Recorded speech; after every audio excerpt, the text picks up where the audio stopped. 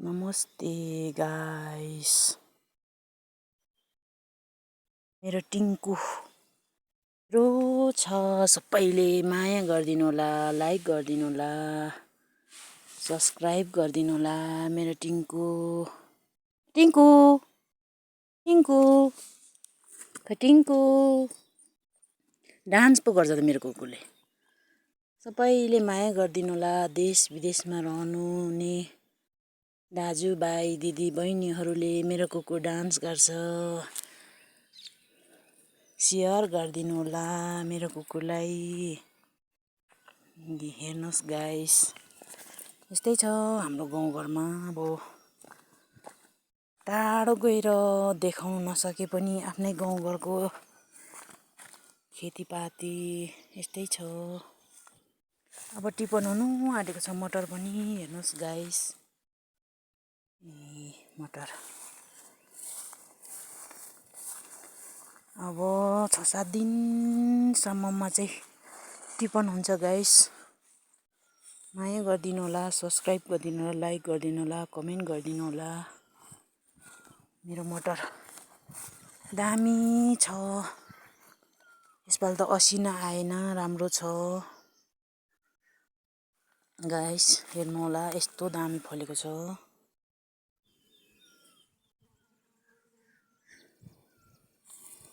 दामी छ मटर, हेर्नुहोस् गाइस। यसपालको खेती दामी छ। यता पनि यस्तो छ। जति देख्ने जति यो मेरो युट्युब च्यानल चलाउने आफ्ना खेती देखाएको छु। देश परदेशमा रहनुहुने दाजुभाइ दिदीबहिनीहरूले राम्रोसँगले हेरिदिनु होला। तपाईँहरूकोतिर पनि फल्छ होला गाइस। यसपालको खेतीपाती अब यस्तै छ गाइस, हेर्नु होला।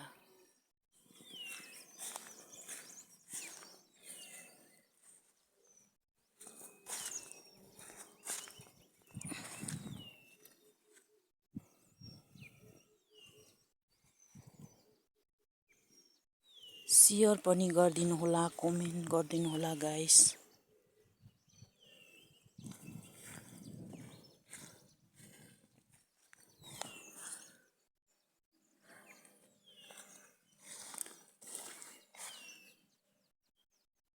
यस्तो हुन्छ है तारेभिर भन्ने जग्गामा चाहिँ। खेतीपातीहरू चाहिँ नाम चाहिँ तारेभिर भन्छ, तर खेतीपाती चाहिँ दामी सप्रिन्छ। हेर्नुहोस् गाइस, मटर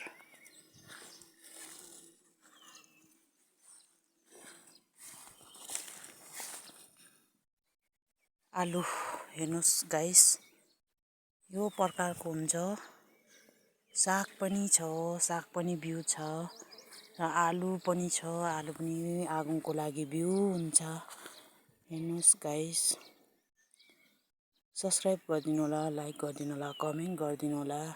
र यो खुन्ने बेलामा पनि देखाउने छु, आशा गर्दै गर्नु होला गाइस। यस्तो दामी छ यसपालको आलु। यतानिर यता मटर हेर्नुहोस् गाइस। लाइक गरिदिनु होला, कमेन्ट गरिदिनु होला, सब्सक्राइब गरिदिनु होला। देश विदेशमा रहनु हुने दाजुभाइ दिदीबहिनीहरूले माया गरिदिनु होला। अब टाढो गएर त अब भिडियो बनाउन सकिएन। आफ्नै घुर्यानको खेतीपातीहरू माया गरिदिनु होला।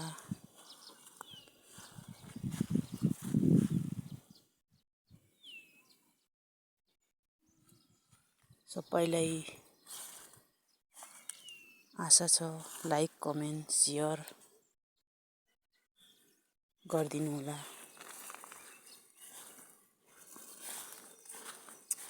यता हेर्नु पर्यो भने चाहिँ बुढीखोप डाँडा, यता दोदोक अम्लोदेखि यस्तो परिकारले हेर्नुपर्छ घाम लागेको चाहिँ